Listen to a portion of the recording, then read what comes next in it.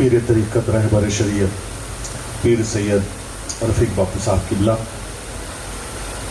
شاعر اسلام مداح رسول بلبل باغ مدینہ جناب بیت اللہ حسن مینائی صاحب، ناظم اصلاح عزیز شان برکتی صاحب، اسٹیج پر رونق افروز سادات کرام، علماء کرام، بزرگوں، دوستوں، نوجوان ساتھیوں، اسی بچوں، السلام علیکم ورحمۃ اللہ وبرکاتہ۔ وعلیکم السلام۔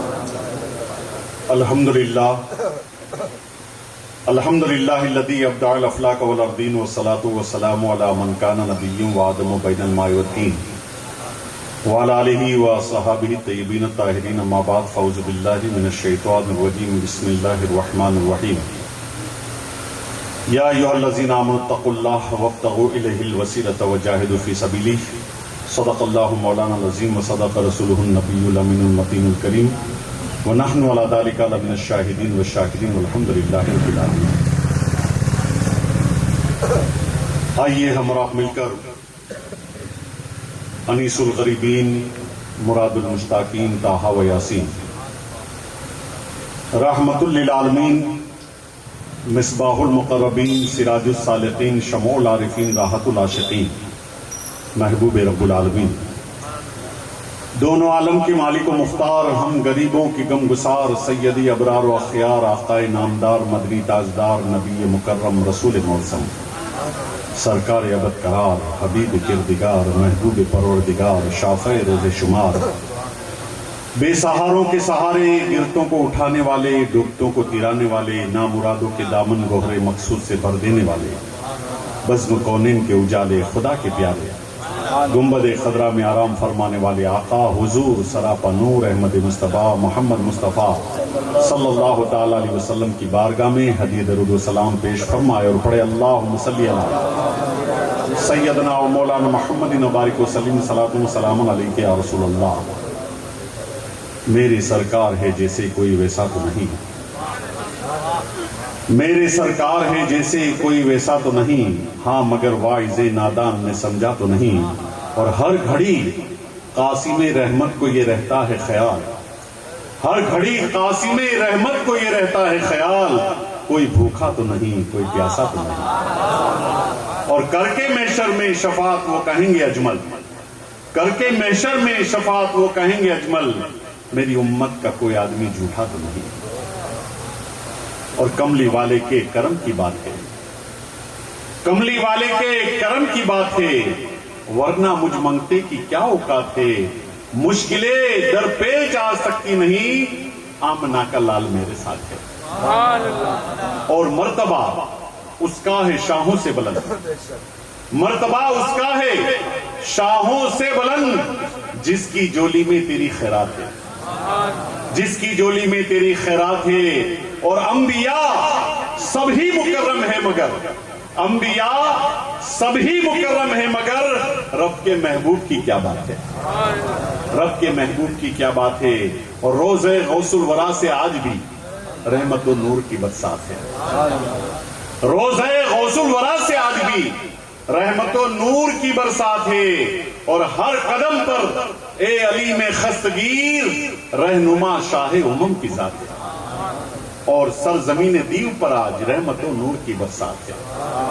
سرزمین دیو پر آج رحمت و نور کی برسات ہے، اور سید مخدوم اشرف کے طفیل مصطفیٰ کی آل ہمارے ساتھ ہے۔ پڑھیے درود اللہم صلی علی سیدنا و مولانا محمد مبارک وسلم، صلاۃ و سلام علیک یا رسول اللہ۔ اے ایمان والو، اللہ سے ڈرو اور اس کی بارگاہ میں پہنچنے کے لیے وسیلہ تلاش کرو، اور اس کی راہ میں جہاد کرو۔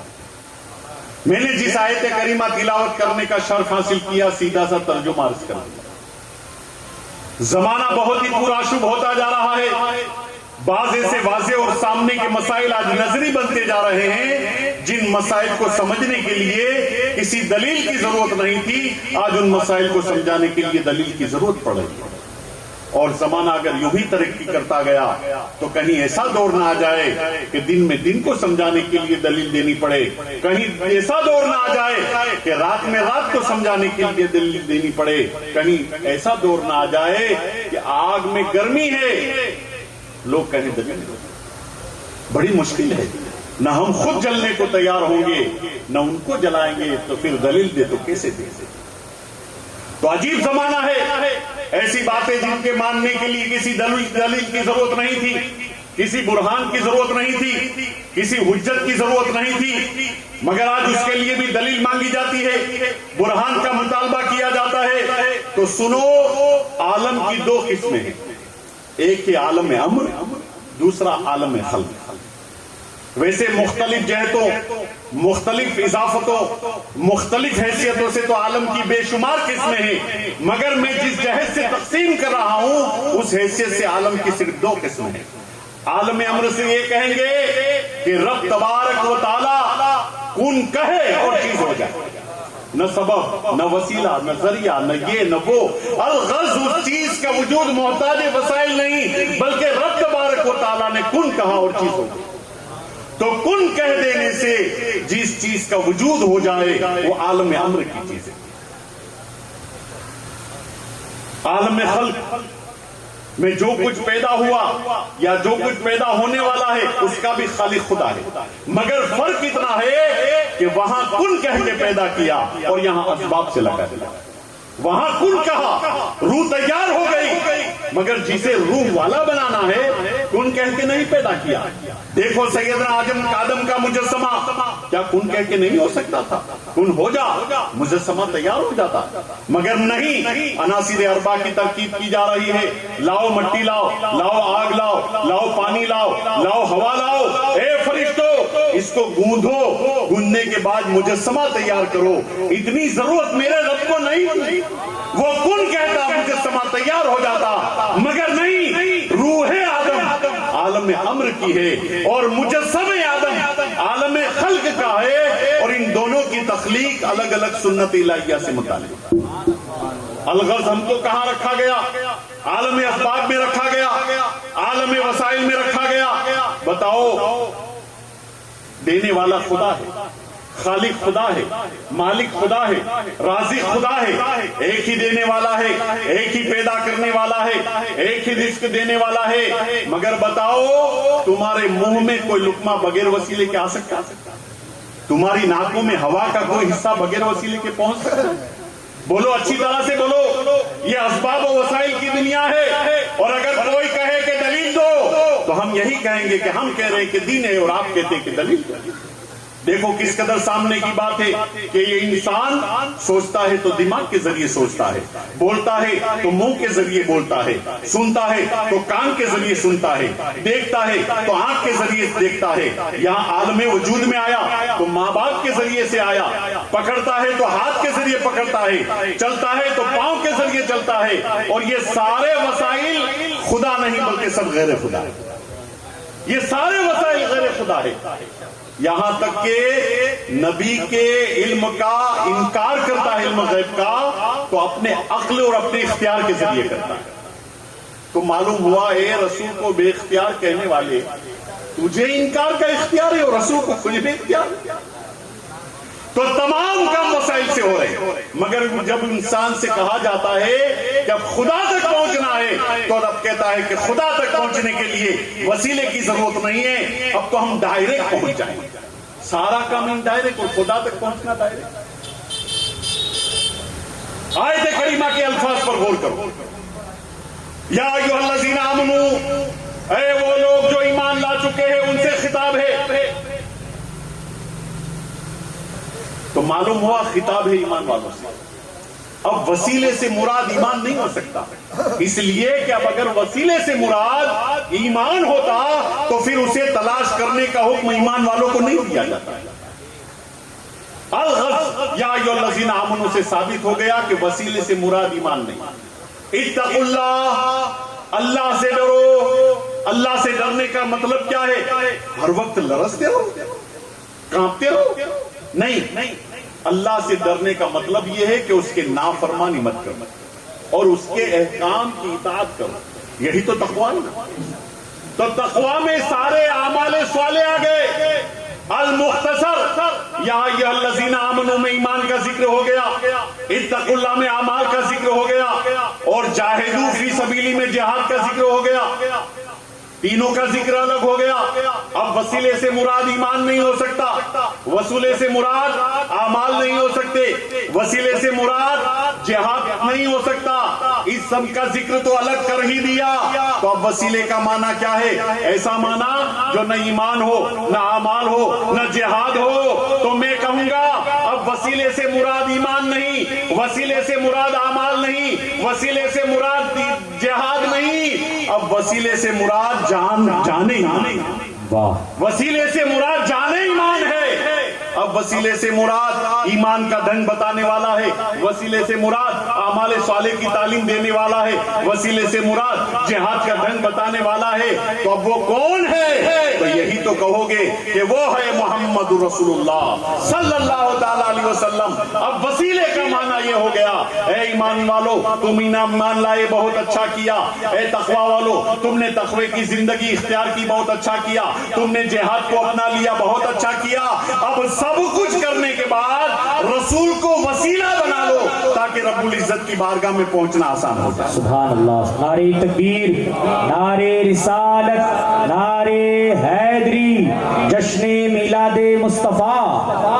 رسول کو وسیلہ بنایا گیا اور رسول سے توسل کیا گیا. اس کی تفصیل میں جانے سے پہلے یہ ذہن نشیب کر لیجئے کہ حضور کی حیات کی 3 قسمیں. ایک رسول پاک صلی اللہ تعالی علیہ وسلم کی اس دنیا میں آنے سے پہلے کی زندگی.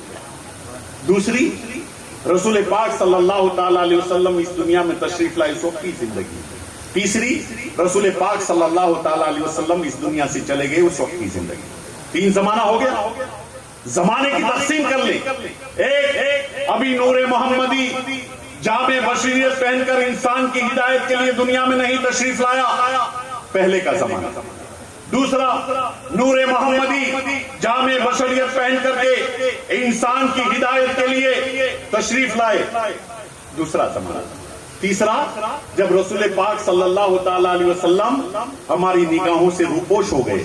یہ 3 زمانہ. 3 زمانہ ہو گیا. میں ہر زمانے کو الگ الگ کر کے بتاؤں گا کہ ہر زمانے میں رسول کو وسیلہ بنایا گیا, اور چوتھا زمانہ تمہیں ملے گا ہی نہیں کہ رسول کو وسیلہ نہ بناؤ. اب حضور کا میں پہلے زمانہ بتاؤں. دیکھیے ابھی رسول پاک صلی اللہ تعالی علیہ وسلم جامع بشریت پہن کر انسان کی ہدایت کے لیے دنیا میں تشریف نہیں لائے. میں ہو جائے تو اسے ذلت کہا جاتا ہے. تو حضرت آدم علیہ السلام سے بھول ہو گئی, اور حضرت آدم علیہ السلام نے جان بوجھ کر بھول نہیں کی. فضلہم الشیطان, شیطان نے آپ کو پھسلا دیا. روتے رہے, گریہ وزاری کرتے رہے 300 برس تک. اللہ کی بارگاہ میں اس بھول کے لیے معافی مانگتے رہے. 300 برس تک روتے رہے, گریہ وزاری کرتے رہے. 300 برس تک اللہ تبارک و تعالیٰ نے ان کی غلطی کو معاف نہیں کیا. ایک دن حضرت آدم علیہ السلام کے ذہن میں ایک خیال آیا کہ میں جب تک جنت میں تھا تو جہاں میں نے دیکھا لا الہ الا اللہ, وہاں پایا محمد رسول اللہ. جہاں دیکھا لا الہ الا اللہ, جنت کے اوراق پر, جنت کے پتوں پر, جنت کے دروازے پر لا الہ الا اللہ محمد رسول اللہ. تو میں نے سمجھا کہ یقیناً یہ کوئی اللہ کا محبوب بندہ ہے جس کے نام کو اللہ تبارک و تعالیٰ نے اپنے نام کے ساتھ لگا رکھا ہے. تو انہوں نے رب کی بارگاہ میں ہاتھ اٹھائے, اے اللہ میں اس کے صدقے سے, میں اس کے وسیلے سے اپنی بھول کی معافی مانگتا ہوں, اپنی غلطی کی معافی مانگتا ہوں, جس کا نام محمد ہے, جس کا نام محمد ہے. اللہ معاف کر دے اس کے نام سے. تو اللہ تبارک و تعالیٰ نے ارشاد فرمایا, اے آدم تو نے محمد کو کیسے جان لیا, تو نے محمد کو کیسے پہچان لیا؟ تو حضرت آدم علیہ السلام نے کہا, اے اللہ میں نے جہاں دیکھا لا الہ الا اللہ وہاں پایا محمد رسول اللہ عرش کے پائے پر، عرش کے زینے پر، جنت کے اوراق پر، جنت کی دیواروں پر، جنت کے دروازوں پر، جنت کے پتوں پر، جنت کے درختوں پر، جہاں پا دیکھا لا الہ الا اللہ محمد رسول اللہ، تو میں جان گیا کہ تو نے جس کا نام اپنے ساتھ لگایا ہے وہ یقیناً تیرا کوئی محبوب بندہ ہے۔ تو اللہ تبارک و تعالیٰ نے ارشاد فرمایا صدقت یا آدم انہو لا حق الخلق الا اما اذا سألتنی بحق خلقتک وما غفرتک۔ اے آدم تو نے سچ کہا، جس کا تو نے وسیلہ دیا ہے وہ تمام مخلوق میں مجھے سب سے زیادہ محبوب ہے۔ اور اے آدم سن لے، اگر ان کو پیدا نہ کرنا ہوتا تو میں تجھے ہی نہ پیدا کرتا، اور اے آدم اس کے صدقے میں تو نے معافی مانگی ہے جہاں میں نے تجھے معاف کر دیا۔ سبحان اللہ سبحان اللہ۔ لولاک لما خلقت الدنیا، اے آدم اگر اس کو پیدا کرنا نہ ہوتا تو میں دنیا کو نہ پیدا کرتا۔ لولاک لما خلقت الافلاک، اے آدم اگر ان کو نہ پیدا کرنا ہوتا تو میں افلاک کو نہ پیدا کرتا۔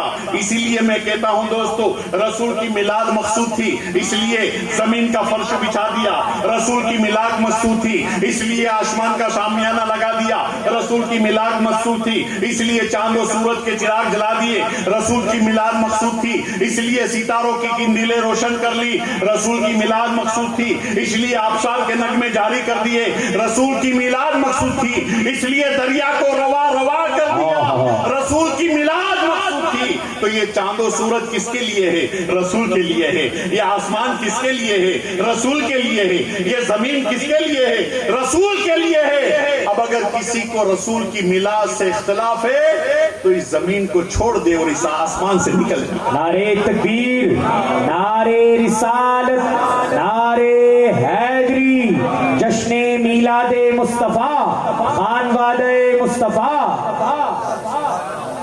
رسول کی میلاد سے اختلاف ہے، اس زمین سے نکل جائے، اس لیے کہ زمین بھی میلاد والی ہے، یہ آسمان بھی میلاد والا ہے، یہ چاند و سورج بھی میلاد والے ہیں، ستارے بھی میلاد والے ہیں۔ تو یہ پہلے کا زمانہ جب اللہ کے رسول صلی اللہ تعالی علیہ وسلم اس دنیا میں تشریف نہیں لائے تھے، حضرت آدم نے حضور کو وسیلہ بنایا۔ اب دوسرا زمانہ اللہ کے رسول صلی اللہ تعالی علیہ وسلم ہماری ہدایت کے لیے جامع بشریت پہن کر اس دنیا میں تشریف فرما کر، یہ دوسرا زمانہ۔ حضرت عثمان بن حنیف سے روایت ہے، دیکھیے حضرت عثمان نام کے کئی صحابہ ہیں، حضرت عثمان ذو النورین، حضرت عثمان بن مظعون، اور یہ ہے حضرت عثمان بن حنیف۔ وہ روایت فرماتے ہیں کہ ایک نابینا صحابی جس کو آنکھوں سے دکھائی نہیں دے رہا تھا، وہ اللہ کے رسول صلی اللہ تعالی علیہ وسلم کی بارگاہ میں حاضر ہوئے، تشریف لائے، اور انہوں نے کہا یا رسول اللہ آنکھوں کی روشنی کے لیے، بینائی کے لیے دعا کر دیجیے۔ دیکھیے یہ صحابی رسول ہے اور وسیلہ بنانے کے لیے کہاں آئے؟ رسول کی بارگاہ میں، بینائی کے لیے دعا کر دیجیے۔ اے صحابی کیا تم نے توحید کو نہیں سمجھا؟ کیا تم نے توحید کو نہیں سمجھا؟ اگر بینائی کے لیے دعا کرنی ہے تو کعبہ کیا دور ہے؟ اگر بینائی کے لیے دعا کرنی ہے تو مقام ابراہیم کیا دور ہے؟ اگر بینائی کے لیے روشنی کے لیے دعا کرنی ہے تو صفا مروہ چلے جاؤ، بینائی کے لیے دعا کرنی ہے تو عرفات چلے جاؤ، مینا چلے جاؤ، مزدلفہ چلے جاؤ، حوض کوثر پر چلے جاؤ۔ بینائی کے لیے دعا کرنی ہے مقام زمزم پر چلے جاؤ۔ یہ رسول کے پاس کیوں آ رہے ہو؟ یہ رسول کی بارگاہ میں کیوں حاضر ہو رہے؟ تو کہا کہ کام تو میرا ہے لیکن سرکار کے پاس اس لیے آیا ہوں کہ حضور کو وسیلہ بناؤں۔ دیکھیے میں صحابی رسول کا عمل بتا رہا ہوں، صحابی رسول ہے، وہابی نہیں ہے، صحابی رسول ہے، رسول کو وسیلہ بنانے کے لیے تشریف لائے ہیں۔ یا رسول اللہ روشنی کے لیے دعا کر دیجئے، بینائی کے لیے دعا کر دیجئے۔ اللہ کے رسول نے ارشاد فرمایا اے میرے صحابی تم چاہو تو تمہارے لیے بینائی بہتر ہے، اندھے ہونا بہتر ہے۔ تو وہ صحابی نے عرض کی یا رسول اللہ مجھے مسجد تک لانے والا کوئی نہیں۔ دیکھیے صحابہ کرام مسجد میں آنے کی فکر ہے، نماز کے لیے آنے کی فکر ہے، خدا کی بارگاہ میں جھکنے کے لیے فکر ہے۔ آج کا کوئی مسلمان ہوتا تو کہتا بازار میں لے جانے والا کوئی نہیں ہے۔ کیسے مسلمان؟ فَخَلَفَ مِن بَعْدِهِمْ خَلَفٌ أَضَاعُوا الصَّلَاةَ وَاتَّبَعُوا الشَّهَوَاتَ فَسَوْفَ يَلْقَوْنَ غَيًّا۔ قرآن کی آیت ہے، اللہ تبارک و تعالیٰ ارشاد فرماتا ہے، یعنی نیک بندوں کے بعد کچھ ایسی اولاد آئی جنہوں نے نماز کو برباد کر دیا اور خواہشات نفس کی پیروی کی، ان قریب یہ جہنم کی اس وادی میں داخل کر دیے جائیں گے جس کا نام وادی غی ہے۔ قرآن کیا ہے؟ حضرت عبداللہ ابن عباس سے پوچھا گیا کہ وادی غی کیا چیز ہے؟ تو ارشاد فرمایا، حضور نے ارشاد فرمایا، وادی غی جہنم کی ایک ایسی وادی ہے کہ خود جہنم بھی اسے روزانہ 1000 مرتبہ پناہ مانگتی ہے۔ یہ بے نمازیوں کے لیے آ گیا ہے لڑائی میں اگر وقت نماز، قبلہ روح ہو کے زمین بوس ہوئی قوم حجاز، ایک ہی صف میں کھڑے ہو گئے محمود و ایاز، نہ کوئی بندہ رہا نہ کوئی بندہ نواز، بندہ و صاحب و محتاج و غنی ایک ہوئے، رب کی بارگاہ میں پہنچے تو سبھی ایک ہوئے۔ یا رسول اللہ، مسجد تک لانے والا کوئی نہیں، ہاتھ پکڑنے والا کوئی نہیں، بینائی کے لیے دعا کرنا، تو سرکار کے لیے یہ بھی آسان تھا کہ حضور ہاتھ پھیر دیتے تو روشنی آ جاتی، سرکار کے لیے یہ بھی آسان تھا لعاب دہن لگاتے تو روشنی آ جاتی۔ جب حضور حضرت قتادہ کی نکلی ہوئی آنکھوں پر لعاب دہن لگا دیتے ہیں، آنکھ ٹھیک ہو جاتی ہے۔ جنگ احد میں جب خمسان کا رنگ پڑا، ایک تیر حضرت قتادہ کی آنکھوں میں لگا، ڈیلا باہر نکل گیا، حضرت قتادہ نے ڈیلے کے نیچے آنکھ رکھا اور سرکار کی بارگاہ میں آئے۔ سرکار نے دیکھا کہ قتادہ تشریف لا رہے ہیں، آنکھوں میں تیر لگا ہے، ڈیلا ہاتھ میں ہے۔ اللہ کے رسول صلی اللہ علیہ وسلم کی بارگاہ میں پہنچے، کیا ہوا قتادہ؟ کہا حضور آنکھوں میں تیر لگا ہے، ڈیلا باہر نکل گیا ہے۔ تو سرکار نے یہ نہیں کہا کہ جاؤ کسی حکیم کے پاس جا کر علاج کرو، جاؤ کسی طبیب کے پاس جاؤ کسی ڈاکٹر کے پاس جاؤ۔ اور حضرت قتادہ بھی جب تیر لگا آنکھ باہر نکل گئی تو حکیم کے پاس نہیں گئے، طبیب کے پاس نہیں گئے، ڈاکٹر کے پاس نہیں گئے، بلکہ سرکار کے پاس آئے، اس لیے کہ قتادہ جانتے ہیں کہ میں جس کی بارگاہ میں جا رہا ہوں وہ ایسی بارگاہ ہے کہ یہاں ہر درد کی دوا ملتی ہے، ہر درد کا مداوع کیا جاتا ہے۔ تو اللہ کے رسول نے لعاب دہن لگایا، آنکھ میں رکھا، ڈیلا اندر فٹ کر دیا۔ حضرت قتادہ فرماتے میری آنکھوں کی روشنی اور زیادہ ہو گئی۔ تو یہ ایک معجزہ ہے حضور کا معجزہ ہے۔ تو یہ صحابی کے لیے بھی حضور معجزہ دکھا سکتے تھے، ہاتھ رکھ دیتے، ہاتھ پھیر دیتے، لعاب دہن لگا دیتے، لیکن نہیں، ہمیں بھی کچھ دینا تھا حضور کو۔ یہ حضور کا علم غیب تھا کہ ایک زمانہ ایسا آئے گا وسیلے سے لوگ انکار کریں گے، اس لیے حضور کو ہم کو بھی کچھ دینا تھا۔ اس لیے اس صحابی سے کہا، اے میرے صحابی جاؤ 2 رکعت نماز پڑھو، 2 رکعت نماز پڑھو۔ دیکھیے کوئی بھی تکلیف، کوئی بھی مشکلات، کوئی بھی آفت، کوئی بھی حاجت، سب کے لیے نماز افضل ہے، نماز افضل ہے۔ اس لیے نماز سے قریب رہو، خدا کی بارگاہ میں جھکنے سے قریب رہو، اللہ کی بارگاہ میں جھکتے رہو، سجدے میں اللہ کی بارگاہ میں جا کر کے اللہ سے اپنے گناہوں کی معافی مانگو۔ آج ہم ذلیل و رسوا ہو رہے ہیں، تباہی و بربادی کا سامنا کر رہے ہیں، اس کی وجہ یہی ہے کہ ہم نے خدا کی بارگاہ میں جھکنا چھوڑ دیا ہے۔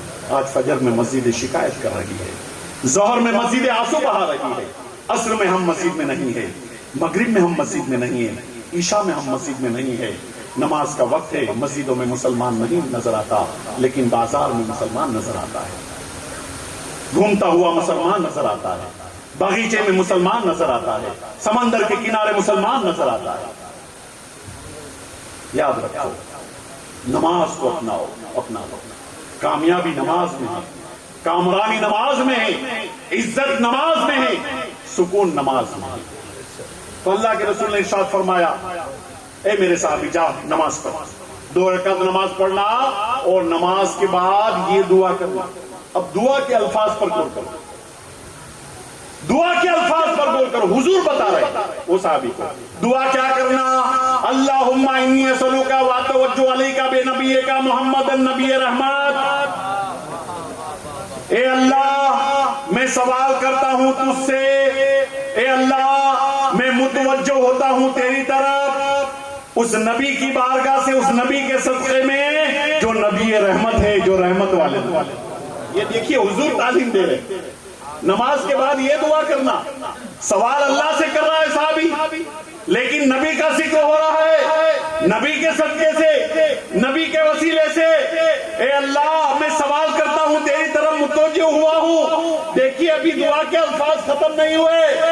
اتنا کہنے کے بعد پھر یہ کہنا یا محمد انی توجہ بک الی ربی فی ہذہ لتقضی علی اللہم فشفعہ. یہ دعا کرنا اور اس کے بعد کہنا اے محمد میں آپ کے وسیلے سے اللہ کی طرف متوجہ ہو گیا ہوں، آپ کے وسیلے سے میں نے سوال کر لیا ہے. اے اللہ اب محمد کے صدقے میں میری آنکھوں میں روشنی عطا فرما. وہ صحابی سے کہا جاؤ، کہاں نماز پڑھو، چاہے اپنے گھر میں پڑھو، چاہے مسجد میں پڑھو، چاہے میدان میں پڑھو، کہیں بھی نماز پڑھو. مسجد میں پڑھنا ضروری نہیں ہے. اور وہ صحابی بھی گھر گئے، گھر پر جا کر مصلی بچھایا، اللہ کے رسول نے جو سکھایا تھا مصلی بچھا کر کے دعا مانگی. اللہ تبارک و تعالیٰ نے محمد کے صدقے میں سے آنکھوں کی روشنی عطا فرمائی. تو دیکھیے رسول کو وسیلہ بنایا صحابی رسول نے. تو دو زمانہ ہو گیا. ایک حضور ہماری نگاہوں کے سامنے نہیں تھے، آدم نے وسیلہ بنایا. دنیا میں حضور تشریف فرما تھے، صحابی رسول نے وسیلہ بنایا.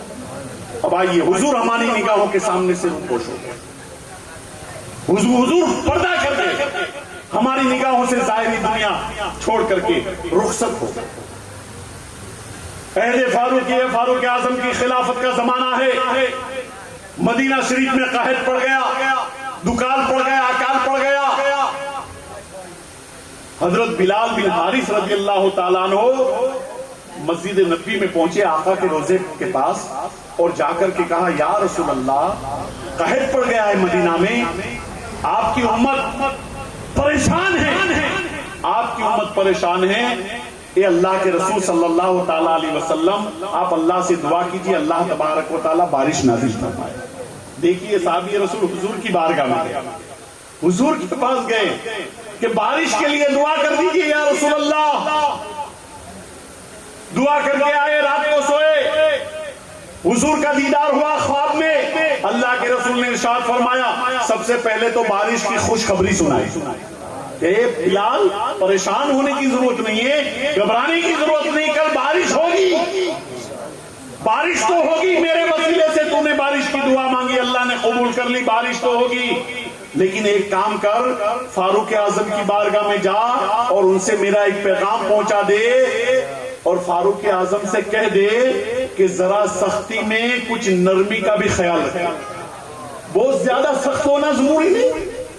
فاروق اعظم کے درے کی ہیبت بڑی خطرناک تھی، لوگ کانپتے تھے، اتنی ہیبت تھی فاروق اعظم کے غصے کی اور درے کی. میں سوچ میں پڑ گیا کہ یا رسول اللہ فاروق اعظم کو اگر پیغام دینا تھا تو انہی کے خواب میں چلے جاتا. یہ بلال سے کیوں کہا کہ فاروق اعظم کو پیغام پہنچا دینا؟ تو غیب سے آواز آئی بلال کو اس لیے کہہ رہا ہوں کہ بلال نے مجھے وسیلہ بنایا تھا، تو وسیلہ بنانے کا اسے کچھ نہ کچھ انعام تو ملنا چاہیے. فاروق اعظم کے پاس پہنچے، پیغام سنایا.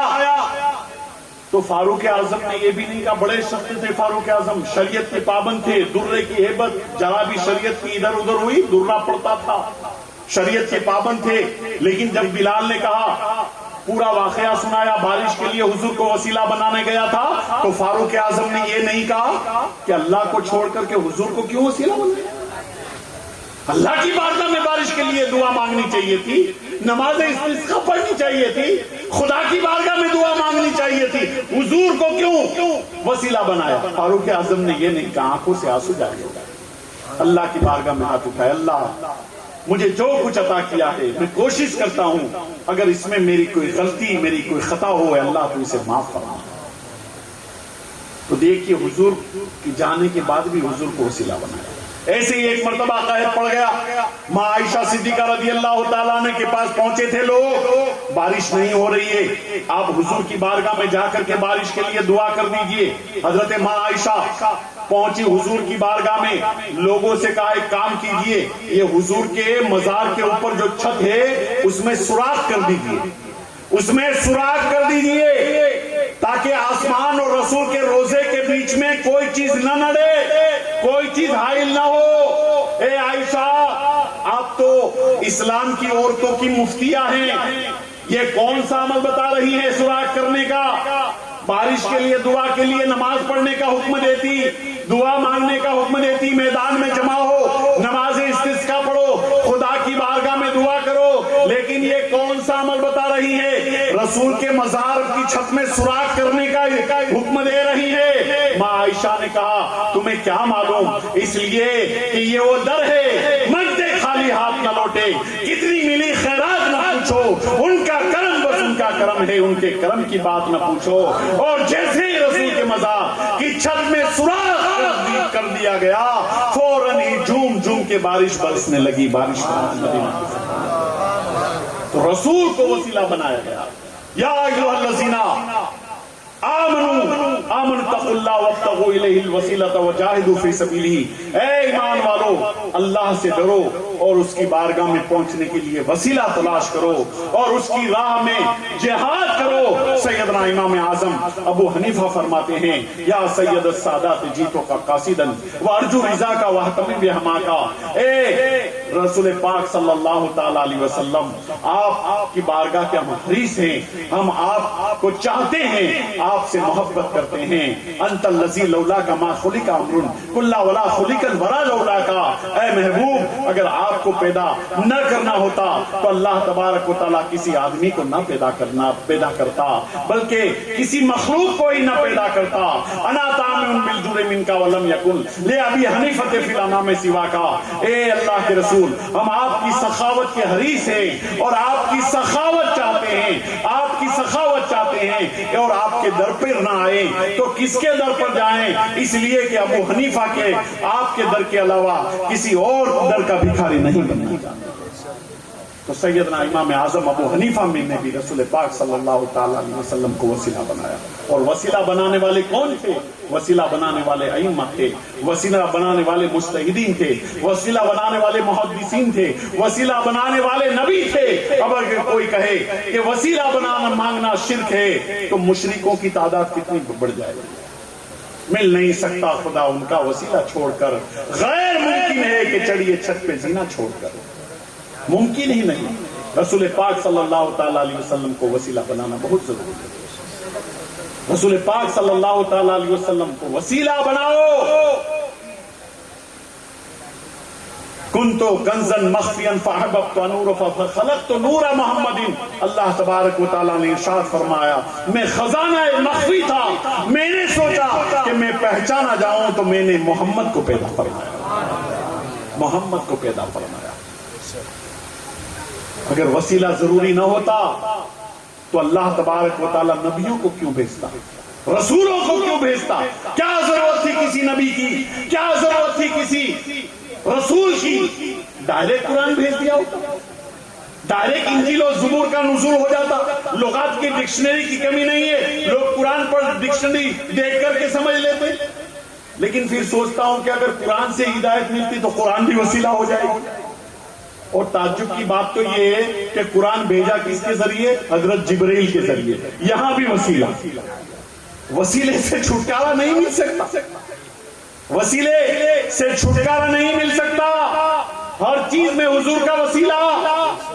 لیکن یاد رکھو وسیلہ وسیلہ ہوتا ہے، یہ زنا ہوتا ہے، مل نہیں سکتا خدا ان کا وسیلہ چھوڑ کر۔ غیر ممکن ہے کہ چڑھیے چھت پہ زنا چھوڑ کر، سیڑھی کے بغیر چھت پہ نہیں جا سکتا۔ لیکن زنا جو ہوتا ہے، سیڑھی جو ہوتی ہے، اس کا تعلق دونوں طرف سے ہوتا ہے، چھت سے بھی اس کا تعلق ہوتا ہے، زمین سے بھی اس کا تعلق ہوتا ہے، وسیلے کا تعلق بیچ میں ہوتا ہے۔ یعنی اوپر سے بھی اس کا تعلق، نیچے سے بھی اس کا تعلق، جس طرح سیڑھی کا تعلق اوپر سے بھی ہوتا ہے، نیچے سے بھی ہوتا ہے، چھت کے ساتھ بھی لگی ہوئی ہے، زمین کے ساتھ بھی لگی ہوئی ہے، تو جو وسیلہ ہوتا ہے اس کا تعلق خدا سے بھی ہوتا ہے اور بندوں سے بھی ہوتا ہے۔ خدا سے لے رہا ہے، بندوں کو دے رہا ہے، خدا سے لے رہا ہے، بندوں کو بانٹ رہا ہے، خدا سے لے رہا ہے، بندوں کو تقسیم کر رہا ہے۔ تو جو وسیلہ ہوتا ہے، زینہ ہوتا ہے، اس کو نہ چھت کہا جاتا ہے، نہ زمین کا فرش کہا جاتا ہے، وسیلہ بیچ والا ہوتا ہے۔ تو رسول پاک صلی اللہ تعالیٰ علیہ وسلم کو نہ تم خدا سے ملا سکتے ہو نہ اپنوں سے ملا سکتے ہو، تو مل نہیں سکتا خدا ان کا وسیلہ چھوڑ کر۔ غیر ممکن ہے کہ چڑھیے چھت پہ زینہ چھوڑ کر، یا ایھا الذین آمنوا اتقوا اللہ وابتغوا الیہ الوسیلۃ وجاہدوا فی سبیلہ۔ اللہ تبارک و تعالیٰ سے دعا ہے، اللہ تبارک و تعالیٰ عرس سید لال شاہ بابا رحمۃ اللہ تعالیٰ علیہ کے